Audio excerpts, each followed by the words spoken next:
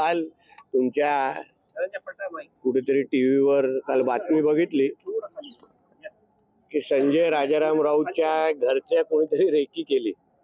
आता मला पहिल्यांदा अनुभव आहे की मच्छर मारण्यासाठी पण रेकी करायला लागते। मच्छर मारण्यासाठी गुड नाईटचं कॉईल लावायला लागतं, त्याला रेकी करण्याची गरज नाही। कदाचित खिचडी चोर नेमकं कुठे राहतो हे पाहण्यासाठी कोणतरी बाईकवर आलं असेल की बाबा खिचडी कुठे डिलिव्हर करायची आहे, म्हणून एवढं काय तर गांभीर्याने घेण्याची गोष्ट नाही।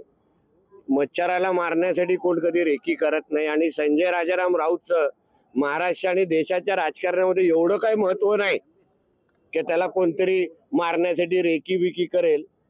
हे राजाराम राऊतचे हे दोन्ही मुलं ही पहिल्यापासून अशाच कोणतरी स्वतःच्याच कार्यकर्त्याला उभं करायचं, धमक्या द्यायच्या आणि पुऱ्या दिवसाच्या बातम्या करत बसायचं, म्हणून ह्या गोष्टीला जास्त काहीच महत्व द्यायची गरज नाही। आणि एकदमच मच्छराला मारायचे असेल तर आम्ही त्याच्या बंगल्याच्या अवतीभोवती गुड नाईटचे कॉईल लावून टाकू, मच्छर जातील, संपतील। एवढा कशाला जोराला मारायची गरज आहे? हो हो, कोणी पेंग्विन मच्छराच्या मदतीला गेला तेवढाच विषय, म्हणून एवढं काय ह्या गोष्टीला महत्व देऊ नका। आता शेवटी महाराष्ट्राच्या राजकारणामध्ये या सगळ्यांचं महत्व जनतेनेच संपवलेलं आहे, म्हणून एकाने मारल्यासारखं करायचं, दुसऱ्याने एकदम जाऊन संरक्षण मागायचं। मला या महाराष्ट्रामध्ये एक असा व्यक्ती सांगा जो आपले हात खराब करून घेईल संजय राजाराम राऊतवर काय करण्यासाठी।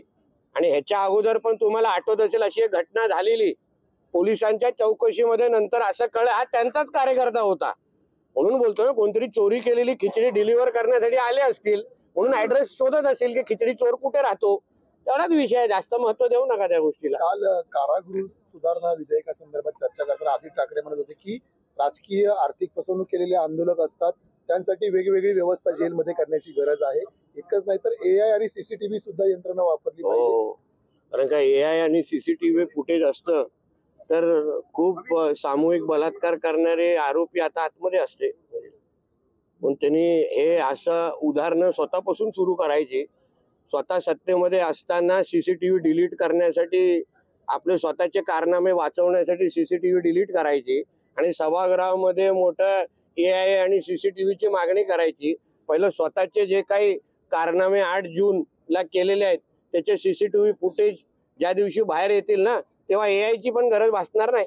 साहेब, मॅट्रिकचा सर्वे आला आणि त्यानुसार पंतप्रधान नरेंद्र मोदींच्या प्रसिद्धीमुळे महाराष्ट्रात, हरियाणात भाजपला मोठं यश मिळालंय। तर राहुल गांधींचा संविधान बदलाचा मुद्दा मतदारांनी पण ह्याच्यासाठी मॅट्रिकच्या सर्वेची काय गरज आहे? पंतप्रधान मोदीजी हे देशाचेच नाही, भारत देशाचेच नाही, जगामध्ये लोकप्रिय असे नेते आहेत, म्हणून महाराष्ट्र, हरियाणा हे सगळं आमच्या मोदीजींच्याच प्रभावामुळे आज ही सगळ्या राज्यांच्या जनतेने भारतीय जनता पक्ष आणि आमच्या मित्र पक्षांवर विश्वास टाकलेला आहे। याच्यामध्ये मॅट्रिक्सला शिक्कामोर्तब करायची गरज नाही, जनतेने त्याच्यावर शिक्कामोर्तब मतदानाच्या माध्यमातून केलेला आहे। धन्यवाद।